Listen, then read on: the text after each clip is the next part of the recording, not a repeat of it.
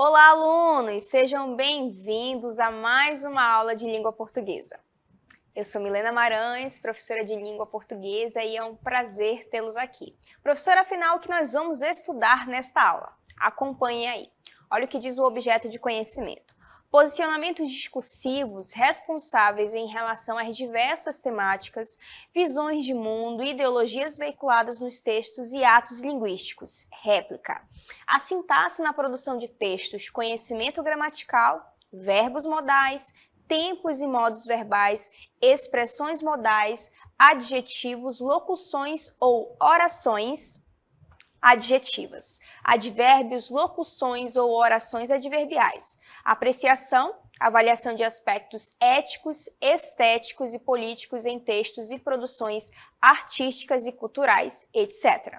E o detalhamento, leitura e análise de textos em diferentes linguagens e gêneros, na percepção dos marcadores discursivos que denotam o posicionamento do enunciador em relação ao tema que expressa valores, epistêmico de probabilidade, doentio de obrigação ou apreciativo de juízo, nos diferentes campos de atuação social e diversas mídias, bem como práticas de análise linguística na construção dos períodos simples e compostos por coordenação e subordinação. Em resumo, a nossa aula vai falar sobre verbo. Vamos a ela?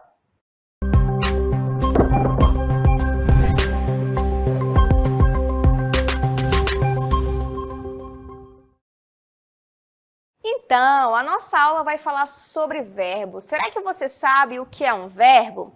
Mas primeiramente eu quero mostrar algumas situações de verbo e depois nós vamos entender o conceito de verbo. Acompanhem comigo as frases. Nós temos a primeira frase que é Maria correu pela praia.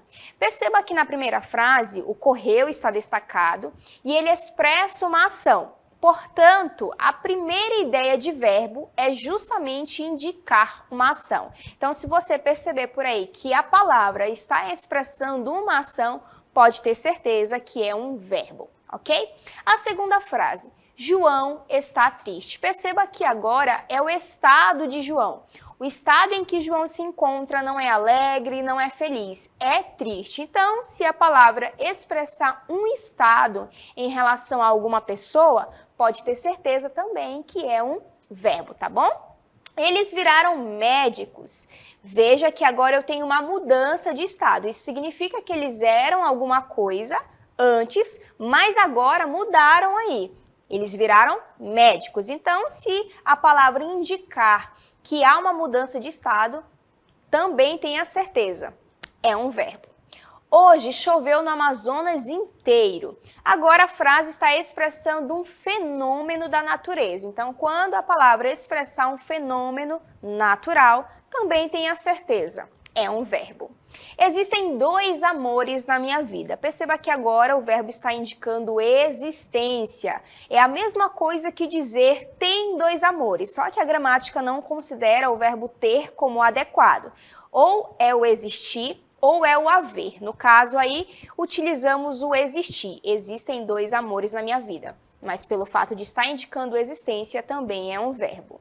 Ela queria dinheiro em espécie. Perceba que agora a frase está indicando um desejo. Então, se a palavra está expressando um desejo, também nós temos um verbo. E, por fim, precisamos de cautela. O precisar indica uma necessidade. Então, se a palavra está expressando uma necessidade, também tenha certeza, é um verbo. Essas são as ideias a respeito de verbo. Mas afinal, professora, eu já entendi o conceito, mas o que é verbo? Acompanhem comigo o conceito de verbo. Verbo é um termo, uma palavra, como dizem, que expressa ideia de ação, a gente viu, estado, também a gente viu, mudança de estado, também nós vimos, fenômeno natural ou fenômeno da natureza, também nós vimos, existência, também nós vimos, desejo, também nós vimos, e necessidade, também nós vimos. Então, todas as vezes em que a palavra expressar uma dessas ideias, tenha certeza, é um verbo. Combinado? Então, esses são os sentidos do verbo. Agora eu quero que vocês entendam outros conceitos a respeito do verbo. Vejam aí, olha o que vai aparecer. Além disso, ou seja, além dessas ideias, temos outras ideias. Quais são? A palavra verbo, do ponto de vista morfológico, é formada por elementos que dão ideia de modo, tempo, número e pessoa. Uma pausa para nós entendermos aí. Quando eu estou falando de modo, é o modo como a ação vai acontecer. Será que o verbo está expressando uma certeza? Será que o verbo está expressando uma dúvida? Será que o verbo está expressando uma ordem? Então, quando eu tenho essas três situações, eu estou falando de modo verbal. A gente vai ver isso já já. Depois nós temos o tempo. Será que a ação está acontecendo? É presente? Será que já aconteceu? Passado? Ou será que vai acontecer? Futuro. Então, nós temos aí os três tempos. Claro que dentro desses tempos nós temos outros tempos. A gente também já irá ver. Nós temos o número. Será que eu estou falando de singular? Ou será que nós estamos falando de plural? Dependendo da formação do verbo, ou eu posso falar de plural, ou eu posso falar de singular. E depois nós vamos ter a pessoa do discurso. Será que sou eu? Será que é você? Será que são eles? Será que somos nós? Depende aí da pessoa. Então, além daquelas ideias, o verbo precisa apresentar cada um desses elementos. Modo, tempo, número e pessoa. Combinado? Para então ser um verbo. Se apresentar um daqueles sentidos, mas não apresentar nenhum desses elementos aí, eu não posso considerar a palavra como verbo. Combinado? Acompanhe agora outro conceito aí, especificamente sobre modos verbais. Olha o que diz. Conforme o professor Fernando Pestana, modo é a maneira, a forma como o verbo se apresenta na frase para indicar uma atitude da pessoa que o usou. Professora, eu não estou compreendendo a situação. Você vai compreender agora com os exemplos, tá bom? Vão aparecer alguns exemplos para vocês entenderem de que modo o verbo vai aparecer aí na atitude. Então, acompanhem comigo os três exemplos. Olhem aí. O primeiro exemplo é: Maria correu pela praia. Então, perceba que eu estou expressando uma certeza. Não estou dizendo assim, será que Maria vai correr pela praia, né? Não estou expressando uma dúvida. Não sei se vocês conseguem perceber aí. Eu estou expressando uma certeza. Maria correu pela praia. Não tenho dúvida de que ela realmente não correu. Ela correu. Então, quando eu tenho aí a certeza, é o primeiro modo verbal. Você vai já saber o nome desse modo verbal. A segunda frase: espero que Milena corra pela praia. Veja que agora não é uma certeza, é uma possibilidade, é um desejo. Então, eu vou ter outro modo verbal. Toda vez que eu tenho ali a palavra expressando uma dúvida, uma incerteza, na verdade, o verbo é outro modo verbal. Combinado? E nós temos o último aí: corra pela praia. Veja que agora não é uma certeza, veja que agora não é uma possibilidade, é uma ordem. Então, é outro modo verbal. Agora sim que vocês já entenderam o conceito, vamos entender os nomes aí. Vejam comigo. Olha os nomes de cada um. O primeiro é modo indicativo. Então, o modo indicativo vai expressar uma certeza. Estou expressando: Maria correu pela praia. Eu estou te dando a certeza de que Maria correu. Então, é o modo indicativo. Agora, espero que Milena corra pela praia, é um desejo. Eu não sei se a Milena vai correr. Pode ser que ela corra, pode ser que não corra, depende, não sei. Então, eu estou falando do modo subjuntivo quando eu expressar essa incerteza, essa possibilidade. Corra pela praia é o modo imperativo. Com certeza é o modo que os professores mais usam, não é? Façam silêncio, façam a tarefa. Então, esses elementos aí, esses termos, indicam o modo imperativo.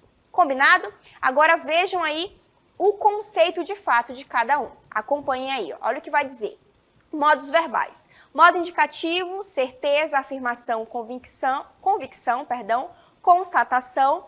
Modo subjuntivo: dúvida, suposição, incerteza, possibilidade. E modo imperativo: ordem, pedido, sugestão, exortação, advertência e súplica. Então, essas são as ideias de cada modo verbal aí. Combinado?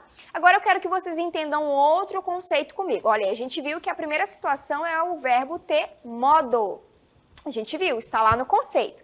Mas agora o verbo também precisa ter a pessoa, não é? A palavrinha aí precisa indicar que existe uma pessoa fazendo a ação ou vivenciando a ação, depende da ideia do verbo, tá bom? Então, amei, amaste, amou, amamos, amastes, amaram. Perceba que o finalzinho aí, que está destacado, indica quem é a pessoa. Veja que eu não coloquei os pronomes antes do verbo. Eu só coloquei o verbo. O verbo, por si só, já indica. Quando eu digo assim, amei. Quem foi que amou? Eu amei. Veja que o verbo, por si só, já está indicando a pessoa que falou aí o discurso. Não é ele, não é ela, não somos nós. É eu, tá? No caso, sou eu aí, se a gente pensar na conjugação adequadamente. Agora, vamos ver aí com os pronomes como funciona. Acompanhe aí a outra parte. Olha o que diz aí. Eu amei, tu amaste, ele amou, nós amamos, vós amastes e eles amaram. Perceba que eu nem precisei do pronome antes do verbo. Só pelo verbo eu já identifiquei a pessoa do discurso. Uma situação muito importante. Não sei se vocês perceberam ali, tu amaste. Embora nós não usemos no dia a dia, é assim que funciona a conjugação do pronome tu em relação ao verbo, tá bom? Geralmente eu acho que você ouve, se você for do Amazonas, não é? Você ouve o quê? Tu amou. A gente conjuga o tu como se fosse ele, mas na verdade não, tá bom? Claro, no dia a dia isso acontece, mas na hora da conjugação, ali na hora da prova, a gente tem que fazer essa diferença aí. Tá bom? Então, vamos entender o conceito agora de pessoas do discurso. Acompanhe aí comigo. Olha o que diz, são os indivíduos que fazem parte da conversa. Então, eu, tu, ele, nós, vós, eles, são as pessoas que fazem parte desse discurso. Claro que eu posso retirar os pronomes, por exemplo, e posso colocar substantivos. Milena e Joana falaram, João falou, Mariela falou. Depende, eu posso trocar aí o pronome pelo substantivo. Combinado? Então, eu posso fazer essa troca. Não necessariamente eu preciso trazer a pessoa, eu, tu, ele, nós, vós e assim por diante. Eu posso trocar por um substantivo. Lembrando que substantivo é um nome. Combinado? Agora eu quero fazer uma situação aí a respeito do você. Acompanhem comigo aí. Olha o que diz. Uma particularidade sobre o pronome você. Com certeza você conhece. De acordo com o gramático Celso Cunha, 2016, o pronome você é um pronome de tratamento. A gente vai já entender o que é um pronome de tratamento. Mas usamos esse termo como pronome pessoal de segunda pessoa. Vamos já entender também. Embora ele faça referência à segunda pessoa nas conversas do dia a dia, a conjugação de você é com base na terceira pessoa. Professora, eu não entendi nada do que foi falado aí, pois você vai entender agora junto comigo. O pronome você é classificado como um pronome de tratamento. O que é um pronome de tratamento? Nós usamos os pronomes de tratamento em informações, quer dizer, em situações muito formais. E aí eles servem para fazer uma ideia de hierarquia. Então eu uso Vossa Excelência, por exemplo, Sua Excelência. Não sei se vocês já ouviram, geralmente em discursos políticos, vocês conseguem ouvir esses discursos. Então é justamente para fazer referência a quem estou falando ou sobre quem estou falando, só que em situações muito formais. O você se encaixa aí, porque ele era lá de Vossa Mercê e foi se transformando, virou Vós Mercê, até que chegou a se tornar você. Depois vai estar só o C, né? Você vai, não é nem mais você vai. Enfim, e aí o que acontece? Embora ele seja para fazer referência à segunda pessoa, ou seja, a pessoa com quem eu falo, quando eu digo assim, olha, você viu, eu não estou fazendo referência a um tratamento, digamos assim, formal. Eu estou falando com você. Então, a gente usa como um pronome de segunda pessoa, eu falando com a pessoa, mas ele se conjuga como um pronome de terceira pessoa, ok? Olha aí, ó. Vocês vão perceber agora.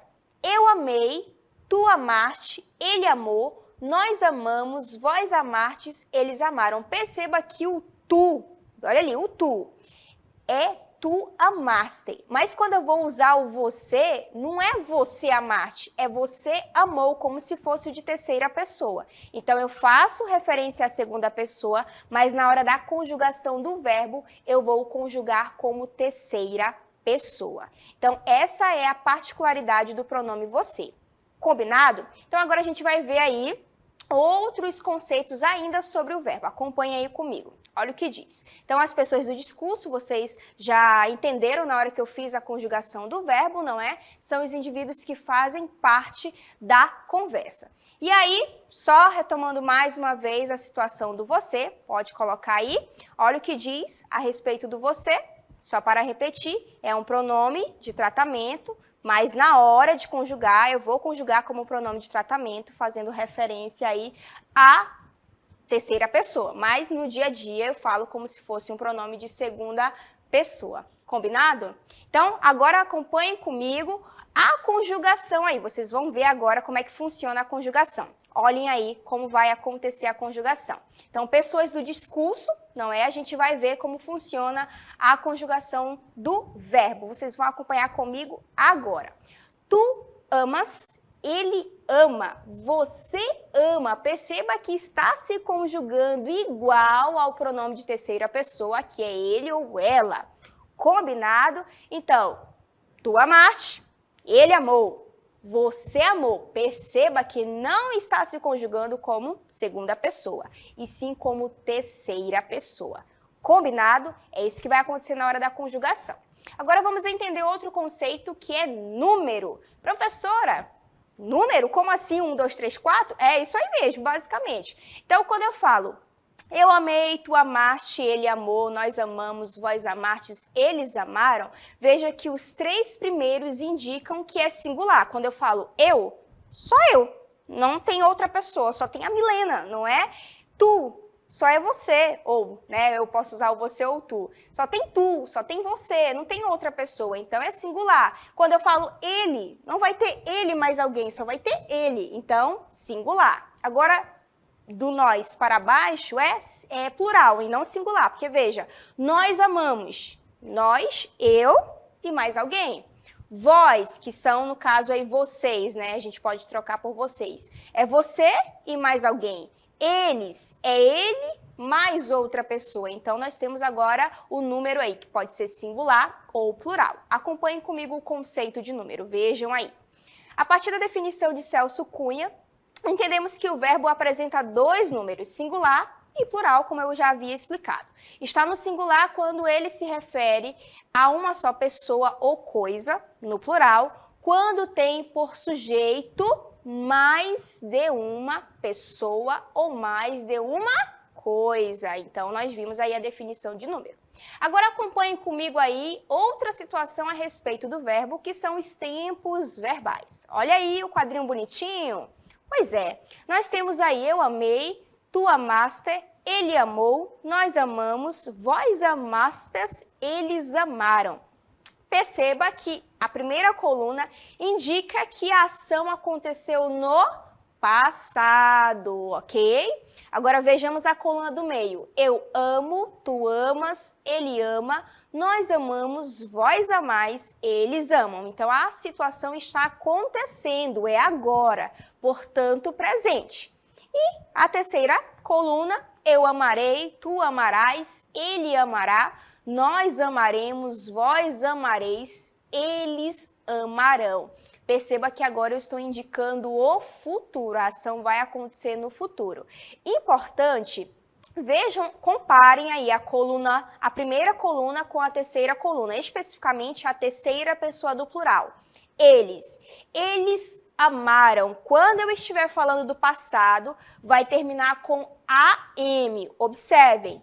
E quando eu falar do futuro, olha lá, a terceira pessoa, vai terminar em AO. Amarão, muda até a pronúncia, e a outra ali, amaram. Às vezes as pessoas confundem, mas agora vocês já sabem a diferença. Passado, AM, amaram. A pronúncia é esta. Eles amarão, muda a pronúncia e vai terminar em AO. Combinado? Agora eu quero que vocês vejam aqui uma espécie de linha do tempo de como que as ações podem acontecer. Então vejam aí comigo, vai aparecer tempos verbais. Eu tenho o passado, eu tenho o presente e eu tenho o futuro. Foi o que vocês viram aí naquela tabelinha. Passado, presente e o futuro. E alguns elementos ali destacados indicam que, de fato, o verbo está expressando ou o passado, ou o presente, ou o futuro. Combinado? Então, vamos só agora recapitular o conceito de tempo. Vejam aí comigo. Então, afinal, professora, o que é tempo verbal ou o que são tempos verbais? Consoante o professor Fernando Pestana, o tempo indica o momento em que se dá o fato expresso. Então, o fato aconteceu agora? Presente. Já aconteceu? Passado. Vai acontecer? Futuro. Combinado? Agora, vejam aí as classificações dos tempos verbais. Acompanhem aí. Olha o que diz. Nós temos os tempos verbais do modo indicativo. Então, um instante, vamos organizar as informações.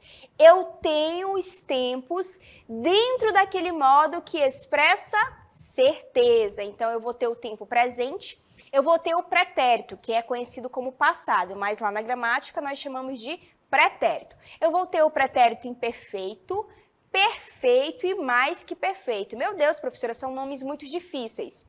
Imperfeito é uma ação que aconteceu no passado, mas não teve finalização. Eu não sei se finalizou.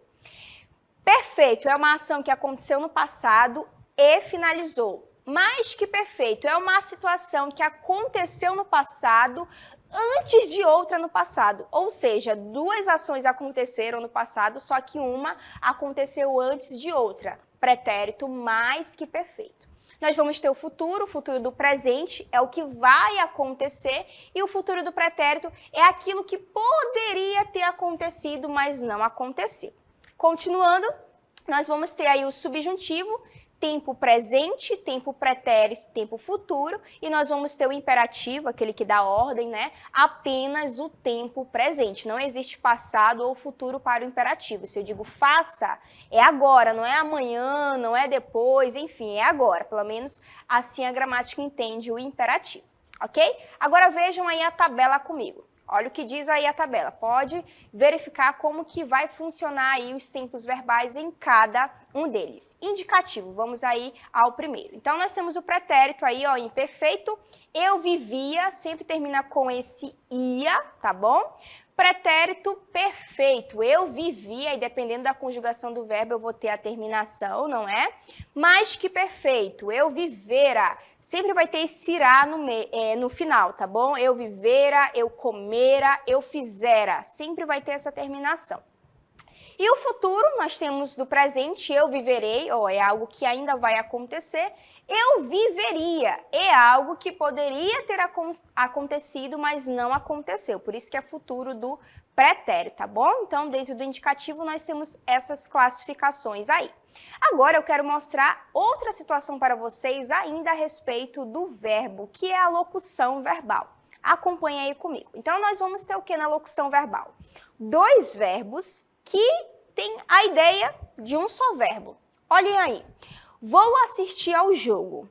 Vou assistir. Dois verbos. Só que, se eu fizer a transformação, ele pode ficar apenas um. Assistirei ao jogo. Então, locução verbal são dois verbos que têm a ideia de um só verbo. Combinado? No nosso dia a dia, a gente utiliza o quê? O verbo ir, né? Eu vou, ele vai, nós vamos. Então, mas professora, eu não entendo por que tem esses dois verbos. Então, você vai entender agora. Nós vamos ter o verbo auxiliar, que sempre é o primeiro verbo, então aí é o vou.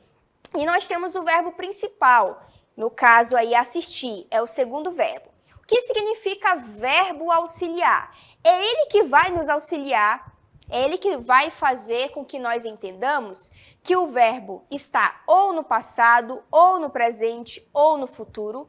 É ele que vai dizer a pessoa. Será que sou eu? Será que é ela? Será que somos nós? Quem é aí na jogada? Tá bom? Vai indicar o modo, será que é uma certeza? Será que é uma ordem? Será que é uma dúvida, uma possibilidade? A gente vai fazer o teste agora. Ó. Quando eu digo vou, opa, esse tempo é futuro. Vou, ok? Quem é a pessoa? Eu vou. Então, já sei que é a primeira pessoa. Qual é o modo? Certeza, porque eu vou, não é uma dúvida. Ah, não sei se eu vou, estou... Não, eu tenho certeza de que eu vou assistir ao jogo. Então, o verbo auxiliar serve para isso. O verbo principal, assistir. O que ele vai indicar? A própria ação. Eu vou, mas eu vou o quê? Qual é a ação que eu vou fazer? Assistir, beleza? Então, o verbo principal é aquele que vai indicar a ideia principal. Combinado? Deu para entender isso? Eu espero que sim. Uma situação importante, já que nós estamos falando do verbo assistir aí, no dia a dia nós falamos assistir o jogo. Vou assistir o jogo, não é? É assim que nós falamos no dia a dia. Mas a gramática diz que o verbo assistir, no sentido de ver, exige preposição a. Então, quem assiste, assiste a alguma coisa. Quem assiste, assiste a algo. Então, é por isso que você está vendo aí. Vou assistir a mais o, ao jogo. Ou assistirei ao jogo. Então, só para nós entendermos, locução verbal. 2 verbos que funcionam como um. O verbo auxiliar vai indicar o tempo, vai indicar a pessoa, vai indicar o modo e até mesmo o número, não é? Se eu estou falando eu vou, então é singular, primeira pessoa do singular. Combinado? E o verbo principal, no caso aí assistir, vai indicar a ação principal, ok? Se é uma locução verbal, significa dizer que eu posso transformar em um só verbo, no caso aí assistirei, ok? Então vamos só recapitular aqui o que nós vimos nesta aula. Então vamos fazer uma síntese aqui a respeito do que nós vimos. A aula é um pouco complexa, mas é justamente para vocês começarem a dominar os termos aí da língua portuguesa. Então acompanhe aí comigo. Então, o que nós vimos na aula? O conceito de verbo pode indicar estado, pode indicar fenômeno da natureza. Uma situação importante. Quando indicar fenômeno da natureza, ele não vai ter pessoa, porque eu chovo, tu choves, nós chovemos, não existe isso, não é, gente? Então, quando o verbo indicar fenômeno da natureza, ele não vai ter pessoa. Combinado? Então, nós temos o conceito de verbo, pode indicar estado, pode indicar ação, pode indicar uma necessidade, pode indicar um desejo, ok? Pode indicar um fenômeno natural, como eu já havia falado, ou uma mudança de estado, ok? Nós vimos aí os tempos e os modos verbais, tempos, passado, presente e futuro. E dentro desses tempos eu vou ter as classificações. Mas o próprio verbo, mesmo que você não saiba as classificações, ele vai indicar se seria ali o passado, se seria o presente ou se seria o futuro. Pelo contexto você vai conseguir perceber isso, tá bom? Por isso que é importante não só a análise do verbo, mas a análise do verbo dentro do texto, tá? Então isso é muito importante para as provas. Nós vimos aí os modos verbais, modo indicativo, certeza. Modo subjuntivo, possibilidade, dúvida, incerteza. Modo imperativo, ordem, ok? Número e pessoa também do verbo. O verbo vai indicar se é a primeira pessoa do singular, se é a segunda pessoa do singular ou se é a terceira pessoa do singular. Ou se é a primeira pessoa do plural, se é a segunda pessoa do plural ou se é a terceira pessoa do plural, ok? E nós vimos a pessoa, eu, tu, aí lembra que existe o você para se referir à segunda pessoa, mas é conjugado como terceira pessoa, no caso ele ou ela. Nós temos vós e temos eles ou elas. Lembrando que o vós disputa o espaço com vocês, não é? Porque eu tenho certeza de que ninguém fala, eu tenho piedade de vós. Eu acho que é mais comum você ouvir, eu tenho piedade de vocês, não é? E nós vimos aí o conceito de locução verbal. 2 verbos que funcionam como um só verbo, dão a ideia de um só verbo. Dentro da locução verbal, eu vou ter o verbo auxiliar, ele vai indicar o tempo, vai indicar a pessoa, vai indicar o modo e vai indicar o número. E vou ter o verbo principal, que é, de fato, a ação que vai acontecer. Combinado? Eu espero que vocês tenham entendido aí todos esses conceitos a respeito do verbo. Eu espero que eu tenha colaborado para a sua aprendizagem. E quando eu digo espero que você perceba que é uma possibilidade, não é? Então é o modo subjuntivo. Eu fico por aqui.